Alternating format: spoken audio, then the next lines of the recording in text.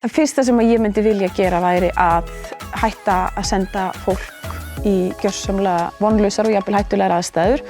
Þá ég að tala fólki sem við erum að endursenda til Grikklands og Ungverjalands og ég að tala flóttafólk. Jafnvel þó að það sé byggt á því að þarna sé búið að veita fólki alþjóðlega vernd og annað, þá þetta ekki það sem hægt að kalla virka vernd. Það ekki tímabundið ástand sem fólk býr við í þessum ríkjum, þar sem að það býr við algjöra örbirgð. Það engan aðgang að húsaskjóli, að atvinnu, að heilbrigðiskerfinu og annað, svolítið ólíka aðstæðurnar í þessum tveimur löndum, en í Grikklandi snýst þetta fyrst og fremst kannski grunnlífsviðurværi, það bara hafa þak yfir höfuðið og aðgang heilbrigðisþjónustu og mat. Í Ungverjalandi snúast vandamáli meira kannski ofbeldi, gríðarlegt ofbeldi sem að flóttafólk verður fyrir þar í landi, af hálfu ríkisstjórnarinnar, af hálfu lögreglu, af hálfu almenning sem látið óáreitt. Maður myndi kannski skilja það að einhverjum þætti í lagi að fólk byggi við ákveðna erfiðleika í einhver tíma, en þetta er bara það sem að bíður þeirra.